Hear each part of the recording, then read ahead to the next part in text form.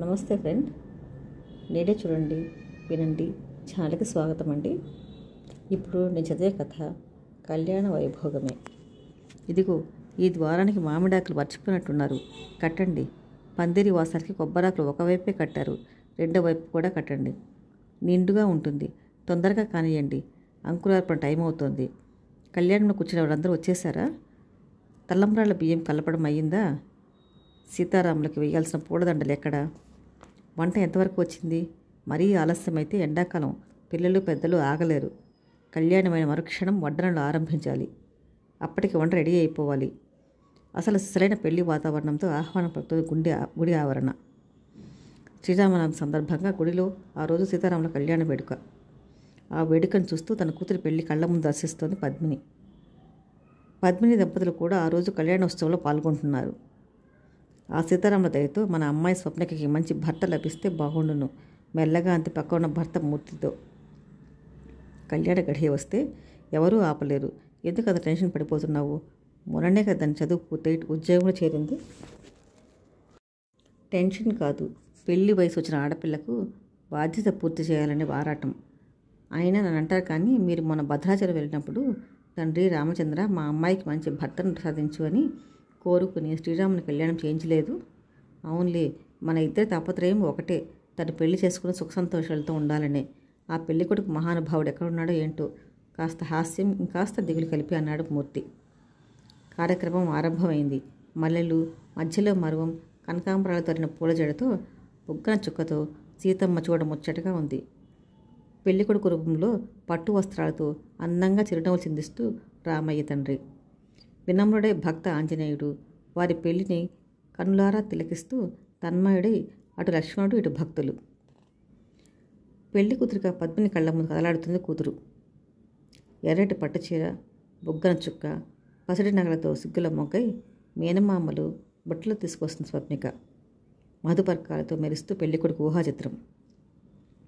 ఓ పక్క సీతారాముల కళ్యాణంలో పాల్గొంటూ మరో పక్క కన్నకూతురి కళ్యాణ మనోఫలకంపై దర్శిస్తోంది. కళ్యాణం ముగిసింది.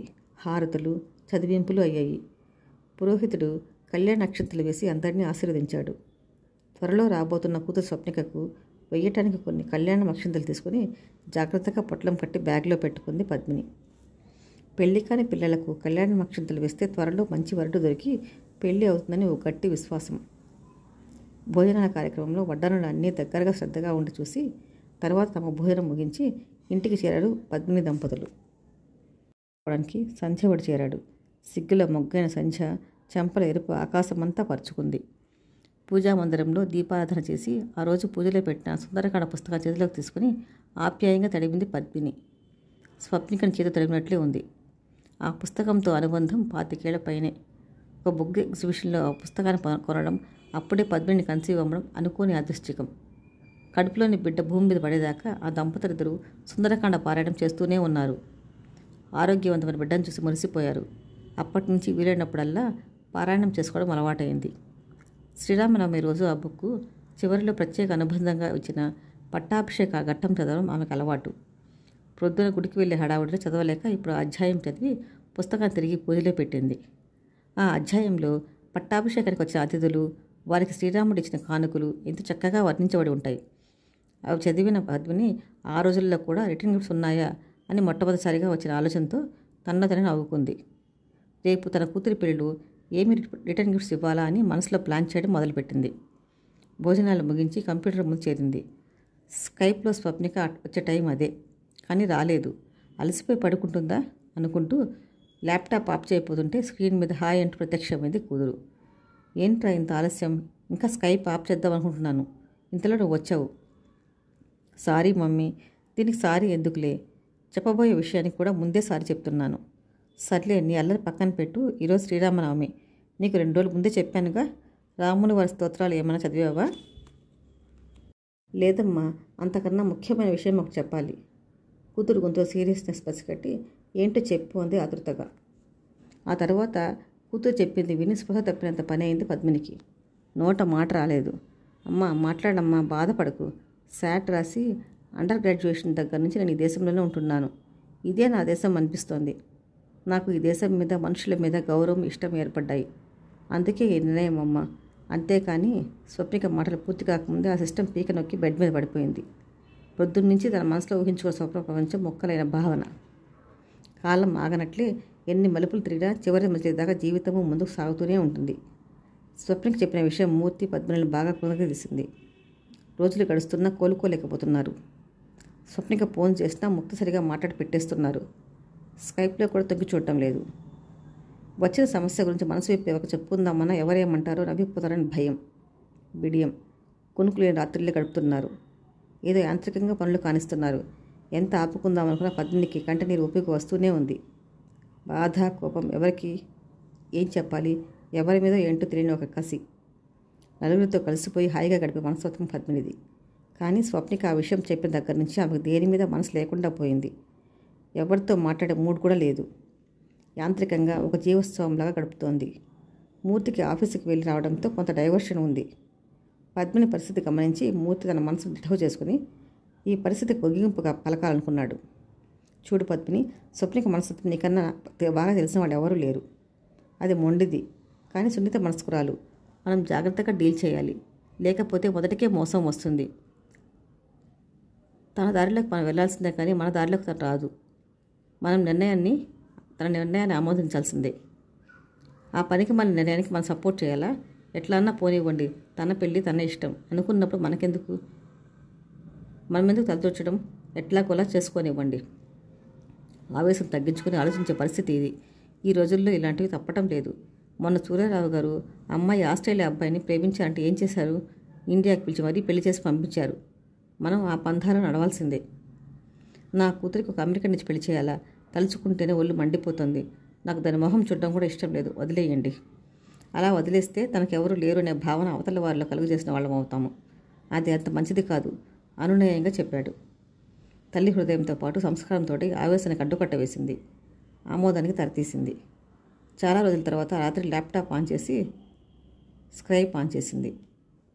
హాయ్ అమ్మా, నా మీద కోపం పోయిందా? నవ్వుతూ స్క్రీన్ మీద ఎదురుగా స్వప్నిక. అన్నాళ్ళు అడిచిపెట్టుకున్న అమ్మ ప్రేమ ఒక్కసారిగా ఊపికి కళ్ళు చెమ్మగిల్లాయి. కోపం ఏమీ లేదులే. ఎలా ఉన్నావు స్వప్ని? చిక్కినట్లున్నావు. సరిగ్గా తినటం లేదా? బాగానే ఉన్నాను. కాస్త వర్క్ ఎక్కువైంది. పైగా మీరు సరిగ్గా మాట్లాడక బెంగ, బాధ వచ్చేసింది. సర్లే అమ్మా, నువ్వు ఎప్పుడు ఇండియాకు వస్తున్నావు? ఇప్పట్లో ప్లాన్ లేదు. అదేంటి మరి పెళ్ళి ఎప్పుడు చేసుకుంటావు? పెళ్ళి అక్కడెందుకు? ఇక్కడే మేము రిజిస్టర్ మ్యారేజ్ చేసుకోవాలనుకుంటున్నాము. మీకు టికెట్స్ అంతా అరేంజ్ చేస్తాను, మీరే ఇక్కడికి రండి. ఏం మాట్లాడుతున్నావు? మన బంధువులందరూ అక్కడికి వస్తారా? రాలేరు కదా. ఎందుకమ్మా వాళ్ళందరూ? నీకే కష్టంగా ఉంది పెళ్ళిని యాక్సెప్ట్ చేయడానికి. ఏదో తప్పనిసరిగా ఒప్పుకుంటున్నావు. అక్కడికి వచ్చి లక్షలు ఖర్చు పెట్టి పెళ్లి చేసుకుని ఏం లాభం? అందరూ ఏదో ఒక మాట అంటారు. అది విని మనం బాధపడడం తప్ప ఇంకేం లేదు. అంతే కదా. మీరే ఇక్కడికి రండి. మా తల్లిదండ్రులు, అర్థం చేసుకునే స్నేహితులు చాలమ్మా నాకు. ప్రశాంతంగా పెళ్లి చేసుకుని సంతోషంగా జీవించాలని ఉంది.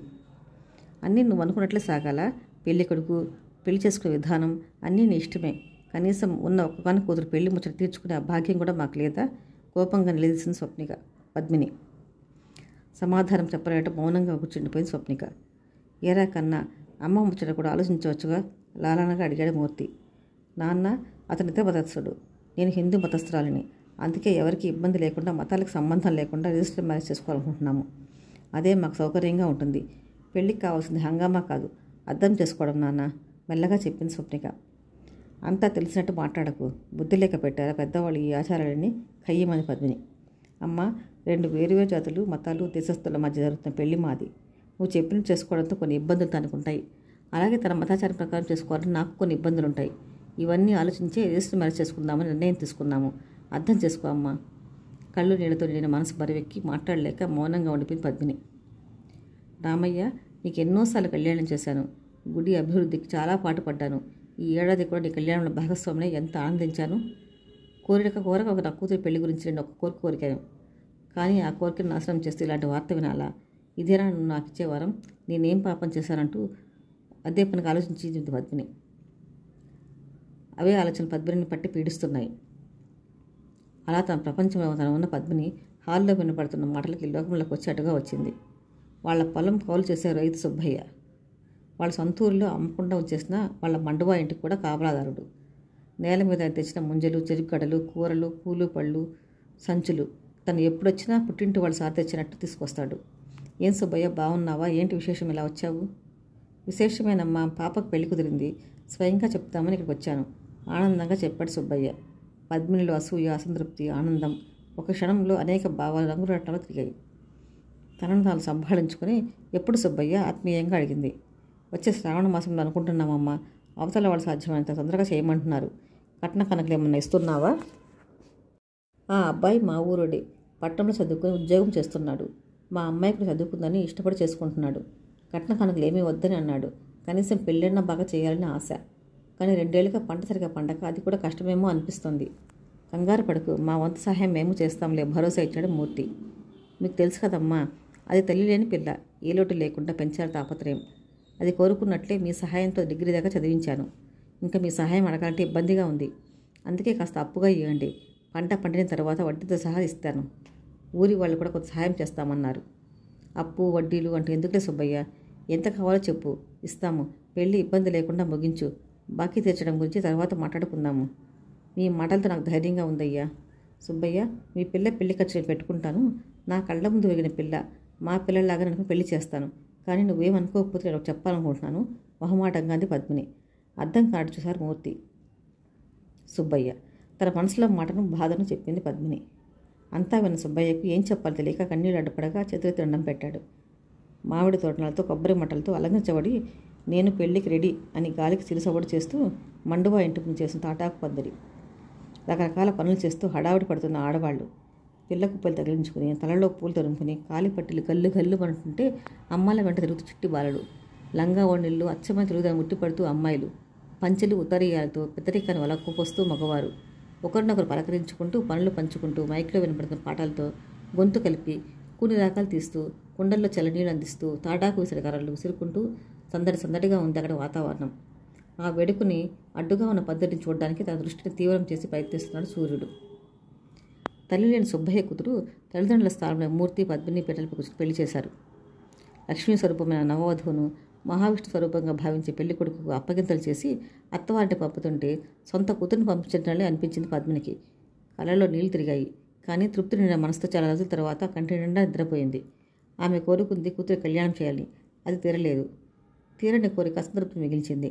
కానీ పెళ్లి పెట్టెల మీద తల్లిదండ్రుల స్థానంలో కూర్చుని చేసిన ఈ పెళ్లి సొంత కూతురితో చిచ్చుకోలేకపోతున్న ముచ్చటిని కొంతన్నా పూడ్చవచ్చిన భావన మిగిలింది. పద్మిని, అన్నీ సర్దుకున్నావా? ఏం మర్చిపోలేదు కదా? మన ప్రయాణం 4 రోజుల్లోకి వచ్చేసింది.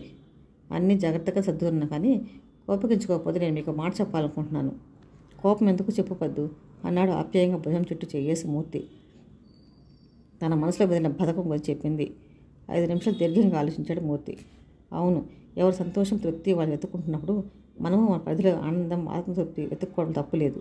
ప్రతిదీ మన మంచికే అనుకోవాలంటారు. బహుశా ఇలాంటి ఉత్తమమైన పని మన చేత చేయించాలని దైవం మన అమ్మాయికి అలాంటి బుద్ధి కలిగజేసేయడమో. నువ్వు చెప్పింది అమెరికా రాగానే అమలు పడద్దాం, భరోసా ఇచ్చాడు. పల్లెల్లో మూర్తిగారి ఇల్లు ఓ పెళ్లి మండపంగా మార్చబడింది. ఆర్థికంగా వెనుకబడ్డ వారికి మాత్రమే అది ఉచితంగా ఇవ్వబడుతుంది.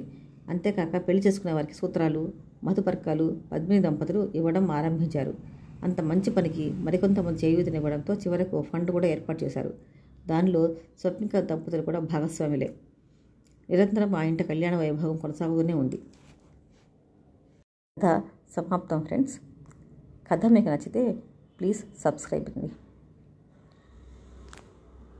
కదండి, కథ మీకు నచ్చితే లైక్ చేసి, షేర్ చేసి, కామెంట్స్ కూడా పెట్టండి ప్లీజ్.